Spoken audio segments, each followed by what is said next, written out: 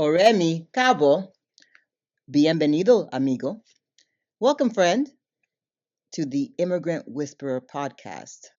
I am your hostess, Dr. Janet Awokoya. Join me on a deep dive into the immigrant experience. From insightful research and thought provoking commentary to raw, honest conversations, we'll explore the immigrant journey together. Consider supporting my work by liking and sharing the podcast, purchasing books, merchandise, or contributing via PayPal. The links are in the description below. Welcome to episode 2 of the Immigrant Whisperer podcast, Between Worlds, Identity and Belonging for Black Immigrants, a lit review. Chapter 2, Literature Review.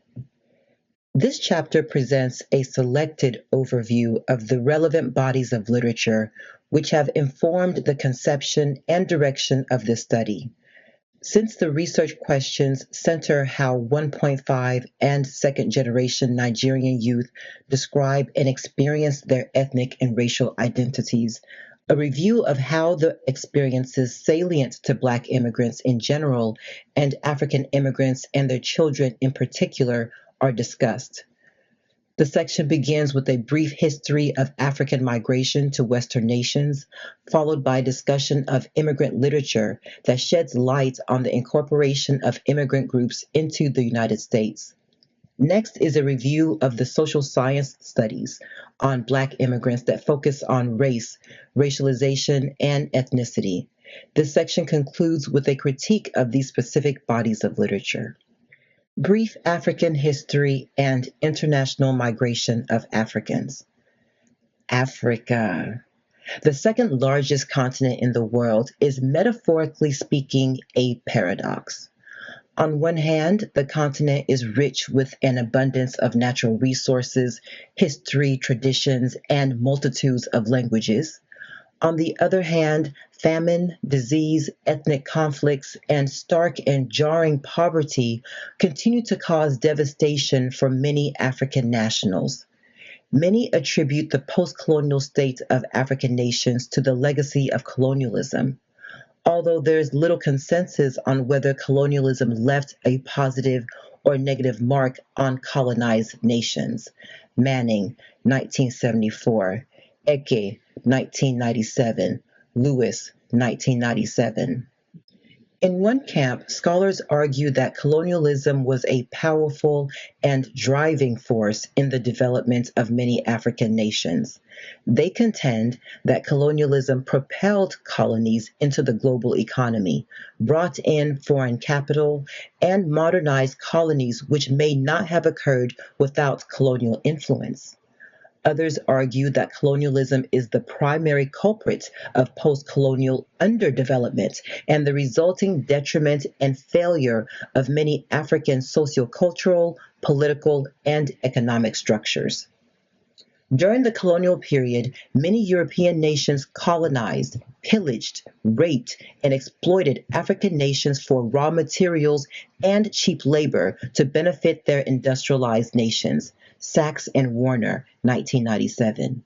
Distorted social, educational, and political policies only served the needs of the colonial powers and eventually created societies that were highly dependent on colonial masters for survival. Easterly and Levin, 2000.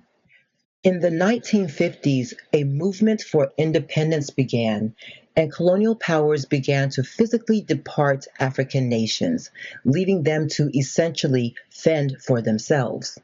Many of the most educated and skilled indigenous elites departed from African nations in search of opportunity not available in their native countries. Gordon, 1998, explains that the international migration of Africans to the United States was caused primarily by several factors, including globalization in the world economy, lack of economic development, and political instability, changed immigration and refugee policies in Western nations, Anglophone background, and historic ties to colonial powers.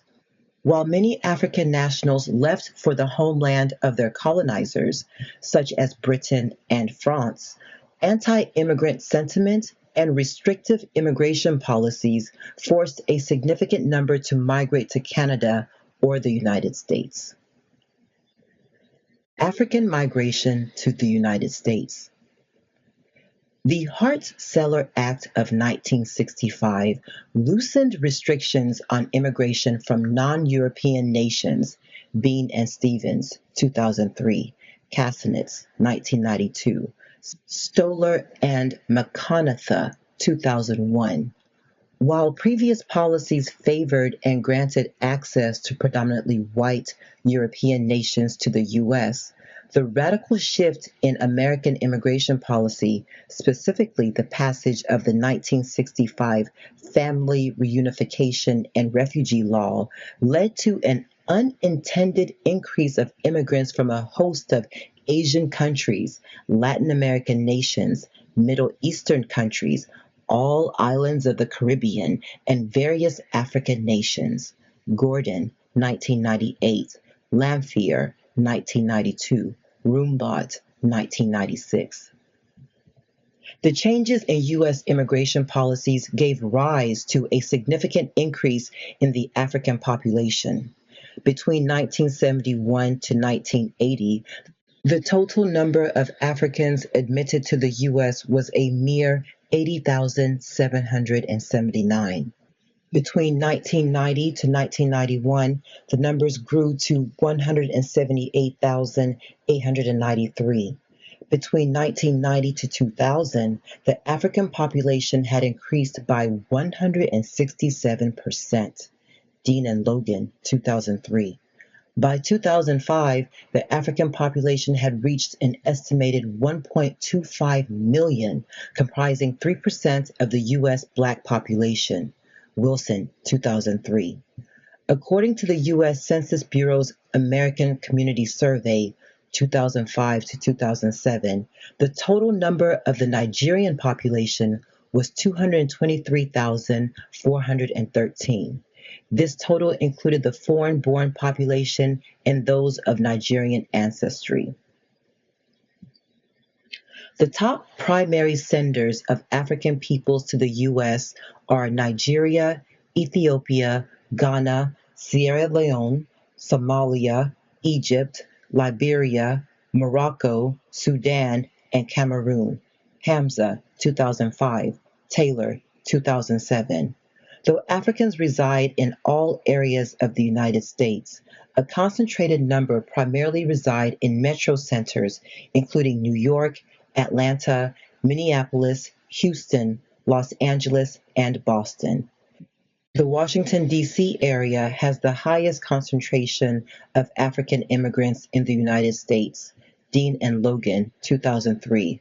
Selassie, 2003.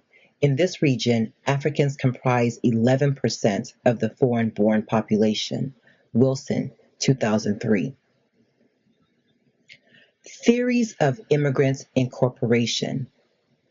Several theories have attempted to explain the adaptation processes of various immigrant populations in the United States. One of the most prevalent concepts is the classical assimilation model. This theory proposes that once people enter the United States, they gradually, yet inevitably, define themselves as American, shedding any cultural traditions, values, and mores that would distinguish them from other groups. Gordon, 1964, Park, 1950. The underlying process reflected by this theory is to create and defend a nation that conforms, blends, and assimilates immigrants into American society. Many authors argue that by assimilating according to the tenets of the classical assimilation model, immigrants would quickly obtain an identity that would move them up the social and economic ladders. The success of linear assimilation was especially noted in the turn of the century. European immigrants' adaptability patterns as they lost contact with their native cultures, Gans, 1973, and were totally immersed in American society. Thus, many authors agree that the classical assimilation was specifically applicable to the white ethnics that arrived during the turn of the century. However, researchers began to deconstruct the assimilative goals and legitimacy of the classical assimilation theory as the second wave of immigrants made their way onto American shores. Reimers, 1992. The arrival of the wave of post-1965 immigrants further diversified the already multi-ethnic American population by bringing in people from all islands of the Caribbean, different African countries, and a host of Latin American and Asian nations. Reimers, 1992. Researchers observed that these subsequent immigrant groups were not as phenotypically or culturally assimilable as the first wave of immigrants. As such, many scholars argue that the traditional assimilation models that were used to trace and explain the adaptation and incorporation processes of immigrants were specifically created for white European immigrants. Portes, 1995. Portes and Jou, 1993. Racial and ethnic minorities, on the other hand, have historically been unable to assimilate into white society, primarily because of social, legal, and structural forms of discrimination. Omi and Winant, 1994, Spring, 2006, Takaki, 1993. In more recent research, segmented assimilation theorists, Portes, 1995, Portes and Jou, 1993, argue that the racial and cultural distinctiveness of immigrants of color defied the applicability of the traditional assimilation models to the reception, incorporation, and economic outcomes of newer immigrants in U.S. society. Thus, they argue that assimilating totally into white mainstream society is not necessarily an option for many immigrants of the second generation, and contend that there are three trajectories in which contemporary immigrants may follow. The first trajectory is the traditional path of acculturation and upward mobility by the second generation into middle-class American society and culture. The second option is acculturation into the underclass of American minorities in the inner cities. The last option is retention of the ethnic culture to avoid assimilation into an inner city culture that may lead to downward mobility. The trajectory through which immigrant groups assimilate is based on several factors. 1. The socioeconomic status of the first generation. 2. The acculturation patterns of parents and children. 3. The second generation's cultural and economic barriers. And 4. Family and community-based resources to counteract the cultural and economic barriers. The segmented assimilation theory provides a strong foundation for understanding the adaptation patterns of immigrant youth. It is particularly useful for this study because it supports the idea that various mediating and contextual factors affect immigrants' incorporation into one of the three trajectories. Portes and Rumbaugh, 2001. Race still matters. Race has been an organizing principle in all historical and contemporary aspects of the U.S. society. Omi and Winant, 1986.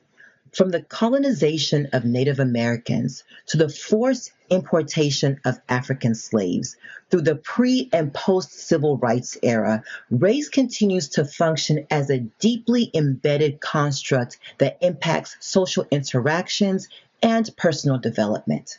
Steinberg, 2007. Historically, race has taken on different socio-political meanings and has had various impacts on the social identities and experiences of people in the United States. Brodkin, 1999, Harrison, 1995.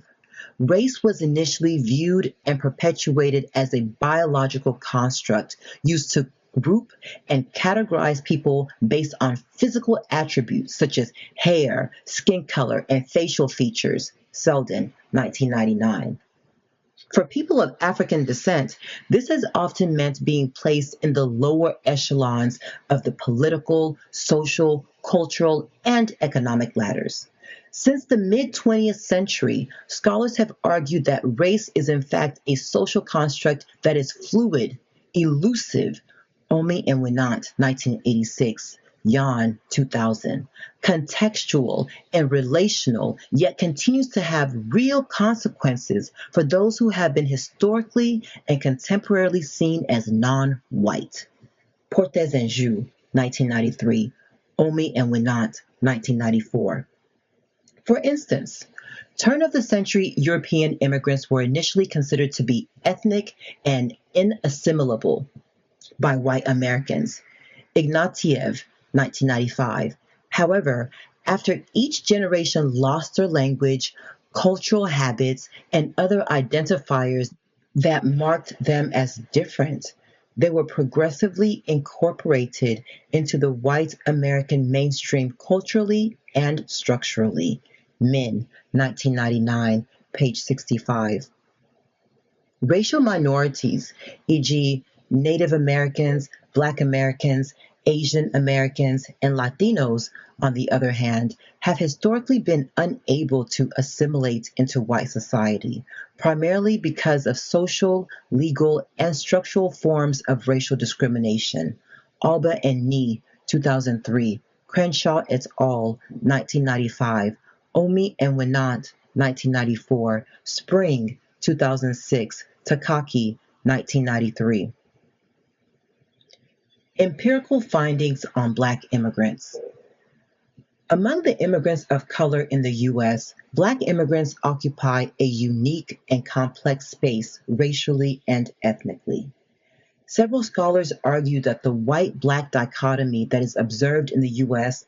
does not recognize the racial understandings that many immigrants of color bring in from their countries. Candelario, 2001, McDaniel, 1995. For instance, Candelario, 2001, explains that in many Latin American and Caribbean nations, racial identification and racial identity are fluid and operate on a continuum that includes Black, white, mestizo, Indio, and a variety of other combinations.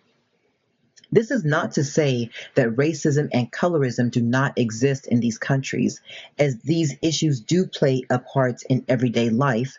Bryce Laporte, 1972, Dodu, 1997, Patterson, 1989. However, researchers note that for Black immigrants, race is not always seen in strictly Black and white, as it is by North American standards. Candelario, 2001. Many Caribbean, African, and Latin Americans entering the U.S. do not identify themselves racially, but rather as part of their particular national or ethnic group. In response, they struggle and at times openly reject the racial labels imposed by the U.S. society. Racialization. A significant body of literature explores how Black immigrants, who were often racial majorities and ethnically heterogeneous in their home countries, become subjected to homogenizing and disparaging views of Blackness in the U.S. Bashi and McDaniel, 1997. The process of racialization occurs as the cultures and ethnicities of the diverse immigrant population are overlooked and their phenotypic characteristics, particularly their race, are viewed as the most salient identifier. Being racialized as Black is of particular concern for Black immigrants because Blackness in the United States is historically and experientially linked to disparaging and negative social stigmas such as laziness, low intelligence, lack of familial ties, hypersexuality, and criminality. Vickerman, 1999, Wright, 2004. Due to their blackness, many black immigrants encountered discrimination and prejudices similar to their native black counterparts. Brown and Wrong, 2002. Waters, 1994. Several high-profile news reports reveal the victimization of black immigrants substantiate this claim. For instance, Sylvia Salva, a Sudanese woman in Kansas City, was arrested, denied medical attention, and suffered a miscarriage after persistently asking for medical care during a traffic stop. New York Times, 1999. In New York City, Amadou Diallo, a Ghanaian immigrant, was violently shot 40 times in front of his home by four police officers that mistook his wallet for a gun. In 1997, Abner Louima, a Haitian native, was sodomized with a toilet plunger by New York City police officers while in custody. These and other instances reveal the fact that race is central to how individuals and institutions continue to address and react to Blacks and those racialized as Black. Negotiating Blackness in a racially stratified society. In the United States, Black peoples have historically and contemporarily been viewed as a monolithic and homogeneous population. The larger influx of Black immigrants from various Caribbean islands and numerous African nations is challenging the long-held assumption that Black strictly refers to Black Americans in the U.S. context. Bryce Laporte, 1972, in his seminal piece, captures the fact that race for a long time has been an externally imposed social identifier for Black immigrants, referring to them as the invisible minorities in the multicultural U.S. society. He argues that their phenotypic resemblance to Native Blacks has historically resulted in their experiences being subsumed under that of their Native Black counterparts. As such, the experiences and understandings that compound race have been ignored for a long time. For many Black immigrants, ethnicity is a more salient social identifier than race, prior to and upon immigrating to the United States. Padilla, 1984, Bailey, 1999, Vickerman, 1999-2001, Itzigon, and Dore Cabral, 2001. Ethnicity is also central to how Black immigrants experience and negotiate their racialized experiences within the U.S. society as individuals and as cultural groups. Douani, 1994, Pedraza and Rumbaud, 1996. Ethnic identity assertions. Social psychological and sociological theories report that identity labels help foster positive social identities, reflect a comprehensive understanding of ancestry and cultural origins, and portray a political stance among other purposes. Englund and Whaley, 2006. Cornell and Hartman, 1998. Gee, 1990. Larkey and Hecht, 1995, Tajfel and Turner, 2001. In the case of Black immigrants, researchers offer various empirical explanations as to why ethnic identity is asserted by Black immigrants. Several scholars note that warnings are often given to immigrant groups who may be racialized as Black in the United States. Bryce Laporte, 1972, Candelario, 2001, Dodu, 1997, Foner, 1985, Cassinetz et al., 1992, Waters, 1994. For instance, Bryce Laporte, 1972, explains, many Black immigrants are instructed by persons, white and Black, at home and in the United States to emphasize their distinctiveness by use of exotic apparel, display of heavy accents, and avoidance of contact and association with Black Americans. Page 40. Waters, 1994-1999, a pioneer in the area of West Indian identities, further explains that the negative view of Blackness in the United States creates a contentious dynamic between first-generation Black immigrants and Black Americans. Her essential argument is that Black immigrants develop identities in opposition to Black Americans, primarily because the perception of Black Americans is that they are a shiftless, non-ambitious group. Thus, first-generation Black immigrants emphasize their ethnic identities as a means of distancing themselves from Black Americans. Taking a slightly different stance, Vickerman's 1999 research reveals that first-generation West Indian men identify and disassociate with Black Americans under different circumstances. This study is particularly interesting as it reports that West Indians will assert a racial solidarity with Black Americans in the face of white racism. Other scholars note that Black immigrant communities avoid the same form of racial discrimination experienced by Black Americans by socially organizing around notions of ethnicity. Dwani, 1994, Pedraza and Rumbat, 1996, Skop, 2001.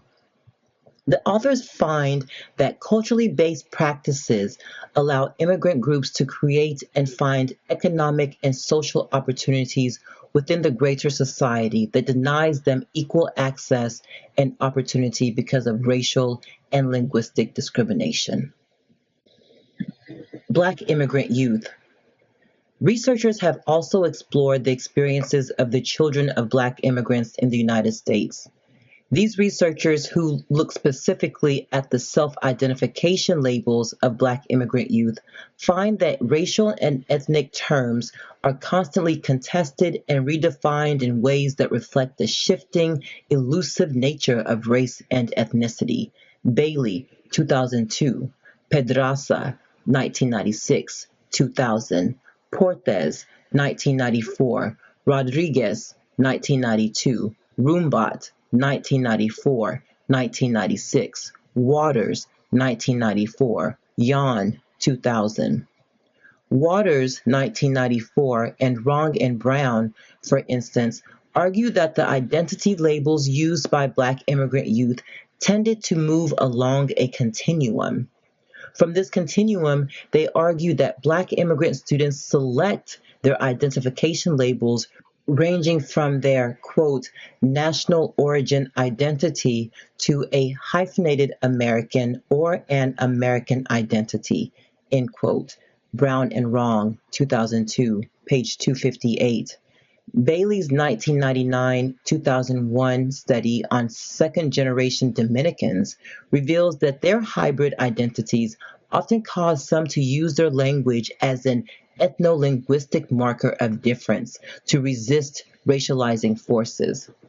The consensus of these authors is that by embracing their national, ethnic, or ethno-linguistic backgrounds when defining themselves, Black immigrant youth strive to reject the binary Black-white constructions and avoid the same form of racial discrimination experienced by Black Americans. Cross-cultural discord within the school context. Schools serve as an entry point for many Black immigrant youth. As such, schools are natural locations to explore how youth construct, adjust, and reinvent their diverse identities within social interactions. Although the current focus on intergroup relations within school settings is primarily on the educational trajectories of immigrant youth, Ogbu, 1991, Portes and Zhu, 1993, or the academic disparities between groups, Perry et al., 2003, Latson Billings, 1995. The research on the intersecting relationships between and among racial and ethnic groups is growing. Brown and Wrong, 2002, Olson, 1997, Sadowski, 2003, Traore, 2004, Venezuela, 1999, Waters, 1994, 1999. Several researchers have employed ethnographic methodology to capture the social and educational experiences of immigrants within schools. Using snapshot conversations, anecdotal evidence, and lengthy vignettes, these researchers explore the students' divergent conceptualizations of ethnic and racial labels, the intra-ethnic and intra-racial discord between group members, and the students' struggle of constructing and asserting their racial and ethnic identities. Olson, 1997, Valenzuela, 1999. For instance, Valenzuela, 1999, captures the intra-ethnic discord in her study with Mexican youth in the pseudonymously named Seguin High. Although focusing primarily on how schools subtract students' cultural mores, a recurring theme in Valenzuela's work is the students' struggle of constructing and asserting their ethnic identities, particularly with members of their own group. Valenzuela explores the students' divergent conceptualizations of the term Mexican. She explains that many students of Mexican heritage struggle with their understanding of what it means to be Mexican. She further suggests that the identity issues arise during interactions with Mexicans who recently arrived from Mexico and while visiting family members.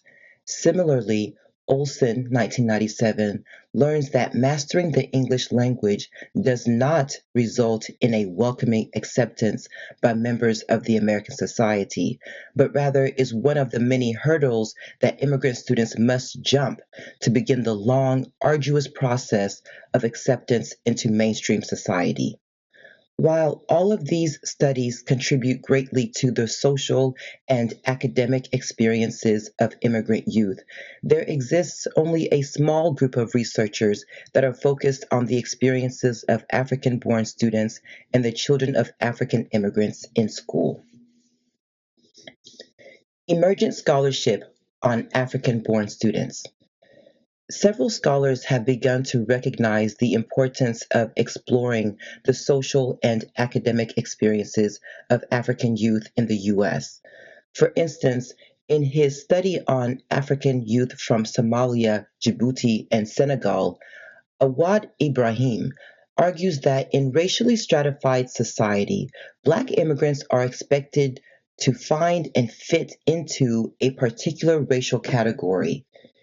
In the case of African immigrants, their Blackness requires them, quote, to be Black, act Black, and so be the marginalized other, end quote, page 353.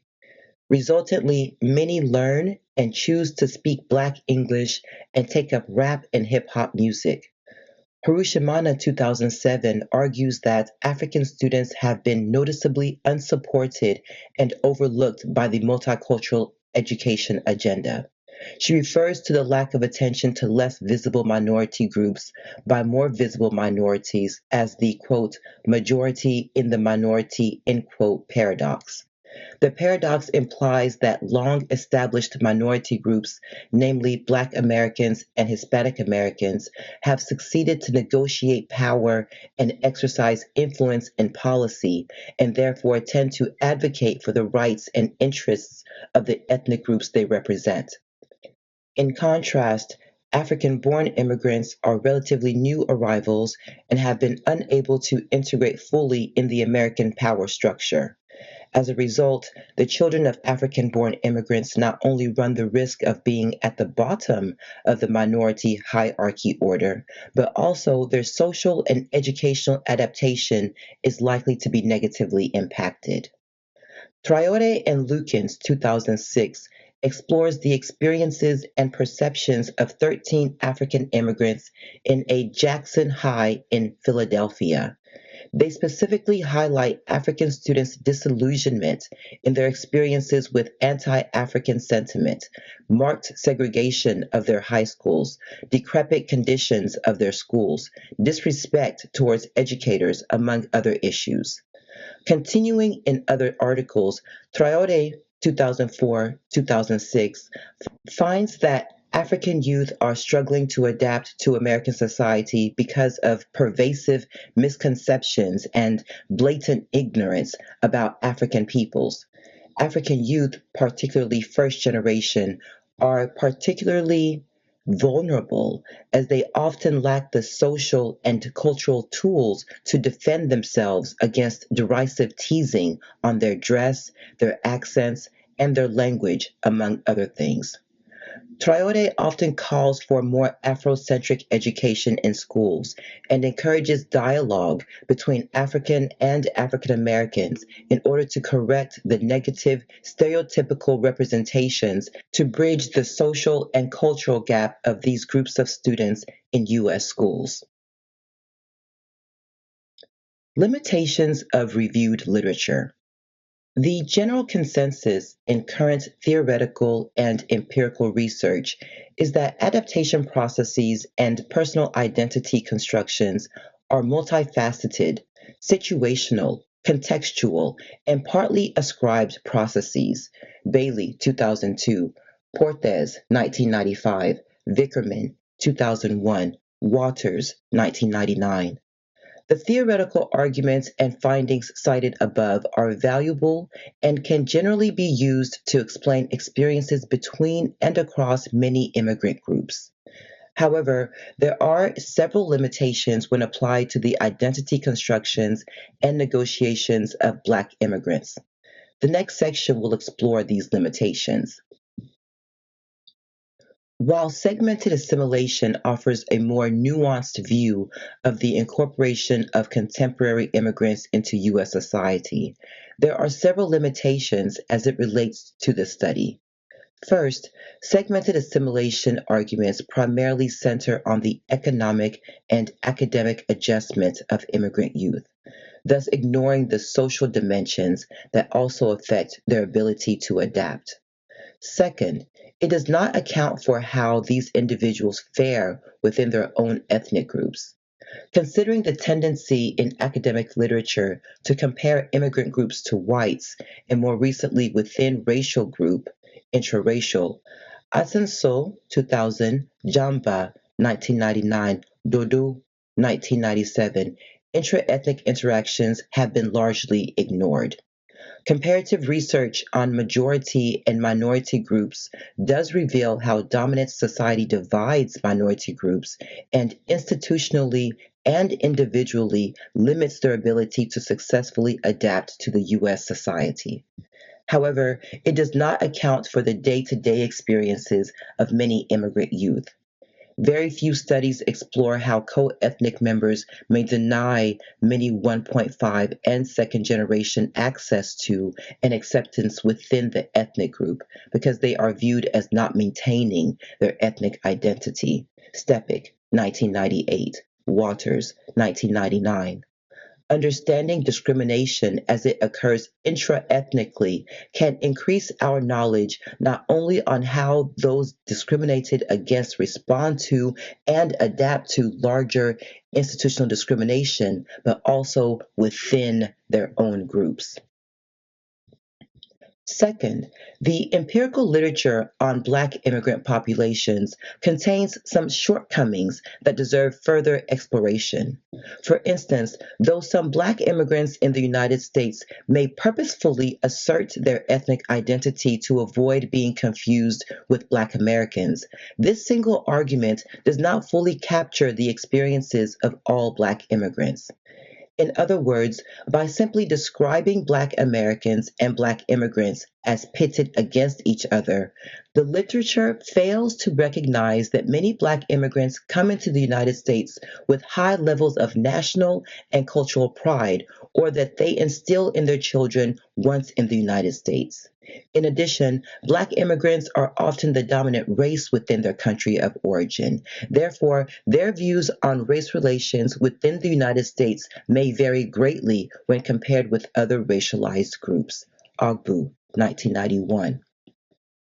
Also, several of the previously discussed readings fail to mention that race is in fact a global issue.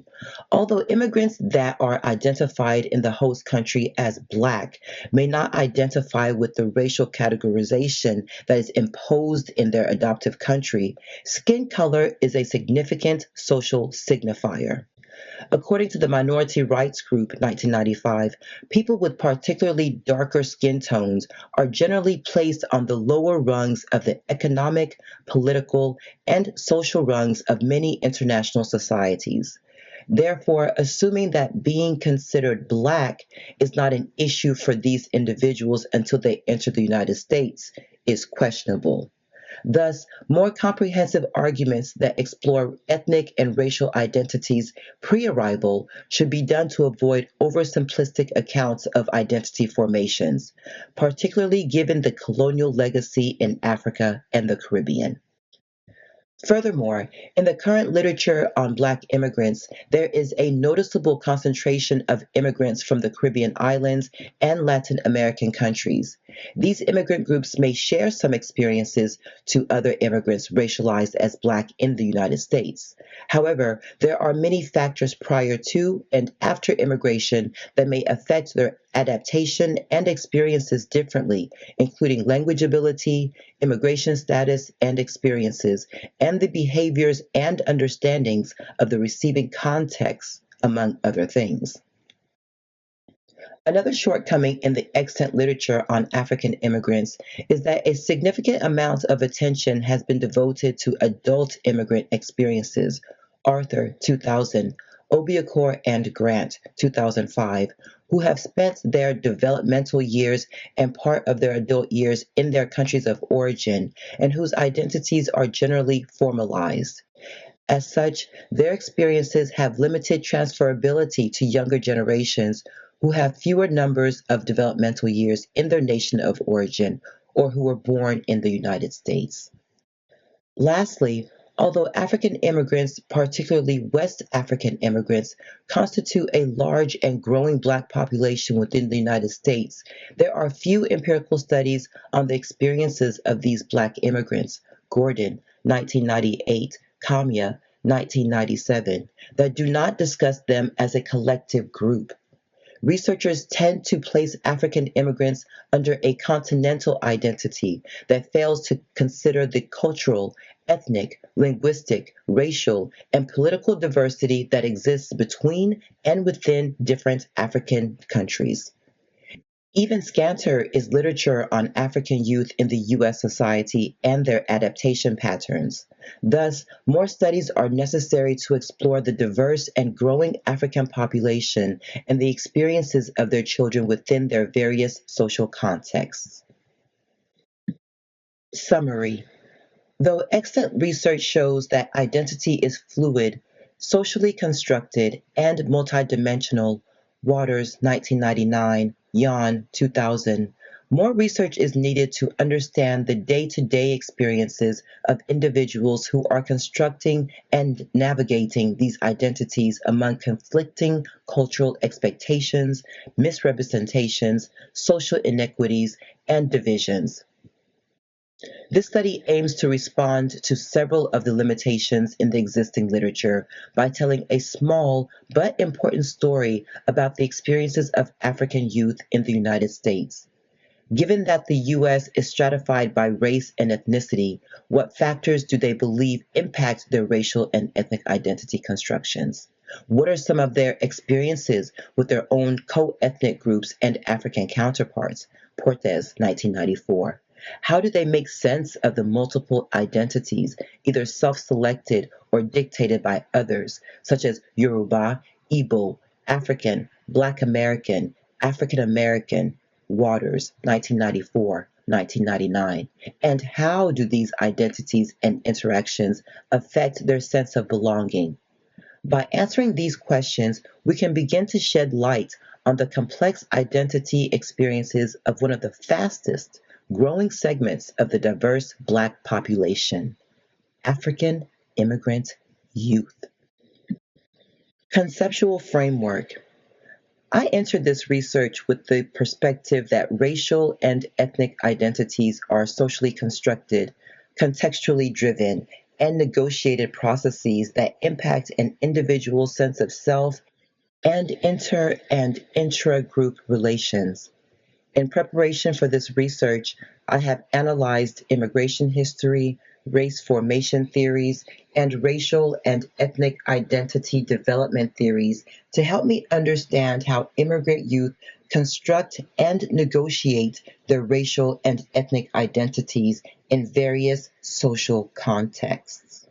Though I greatly appreciate and utilize the information that these bodies of knowledge impart, I have found fractured discourses on the experiences of immigrants and a lack of theoretical understandings that simultaneously examine the impact that immigration, race, and ethnicity have on the identities of immigrant youth in general and African immigrant youth in particular.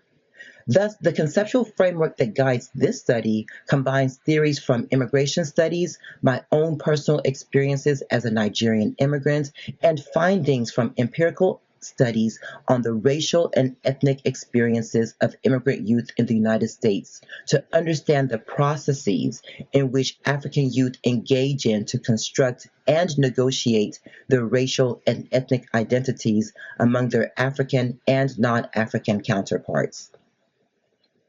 The segmented assimilation theory, Portes, 1995, Portes and Jou, 1993, is a theoretical framework that strives to explain how the children of contemporary immigrants become incorporated into their host society and the subsequent outcomes of their incorporation. The theory argues that there are three trajectories in which contemporary immigrants may follow, leading to 1. The white mainstream middle class, 2. The urban underclass, or 3. The ethnic community. Segmented assimilation theory provides a strong foundation for understanding the adaptation patterns of immigrant youth in that it combines the importance of individual, e.g., English ability, age upon arrival, and length of residence, and contextual factors, e.g., racial status, peers, media, family class status, and place of residence that impact immigrant adaptation to the U.S. society. The theory contends that immigrant youth who are ensconced in their ethnic community are generally more successful academically, socially, and economically as they are under the social influences and protection of their parents and the larger ethnic community. It further argues that if an immigrant youth is more influenced by the inner city population, the immigrant's chances of succeeding will be severely undermined. The segmented assimilation theory is particularly useful for this study as it supports the idea that identities are informed by various factors and may vary across different social contexts. In this study, I will look for the influences of such contextualized factors on my participants' processes of identity development. While segmented assimilation offers a view of the stratified nature of contemporary immigrant incorporation into the host society, it does not account for how these individuals fare within their own racial and ethnic groups, nor does it describe the processes and experiences in which immigrant youth engage to arrive at their racial and ethnic identities.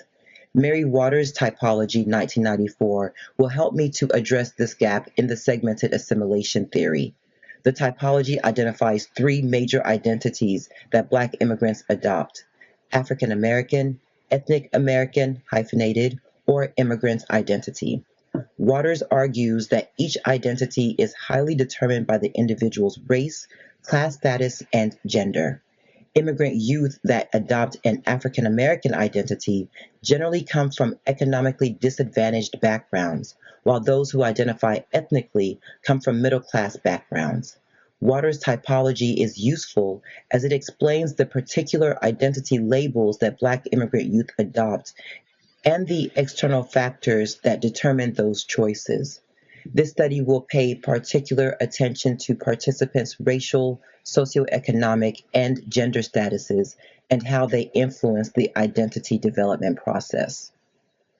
What Waters' typology does not explain, however, are the day-to-day and practical experiences that immigrant youth encounter as they construct and negotiate their racial and ethnic identities.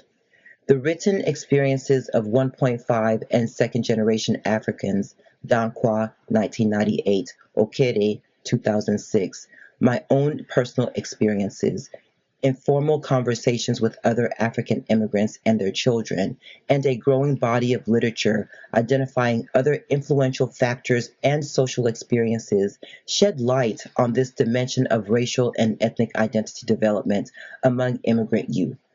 As a Nigerian immigrant, ethnicity has played a major role in my relationships with Africans and non Africans. In this study, my primary focus will be on ethnic identity construction and negotiations. However, considering the influence race plays within the monolithic understanding of Blackness in the US, race and racialized experiences will also be considered. Additionally, empirical literature explains how media images, language proficiency, accent, lack of accent, physical characteristics, e.g., full lips, dark skin, and hair texture, intergenerational conflict, and other factors impact Black immigrant youth's ethnic and racial experiences and the subsequent identity constructions and negotiations. As such, I will pay attention to data related to these issues to understand how, if at all, they impact the participants' racial and ethnic identity constructions and negotiations. As we close this episode, let's hold on to the powerful stories of Black immigrant youth we explored today. Their experiences remind us of the immense human capacity for connection among African and non-African counterparts. Now, let's prioritize your well-being. Navigating new cultures and identities can be demanding, demanding. Physically, emotionally, socially, psychologically, demanding. So we encourage you to explore Zukosa Fitness, our sister YouTube channel. Discover guided breathing exercises, gentle stretches, and invigorating dance routines you can enjoy at home. Thank you for joining this enlightening conversation, chapter 2 of my dissertation. Stay tuned for the next episode as we continue exploring, inspiring, and fostering transformative dialogues. Together, we can create a space where every journey matters. Peace.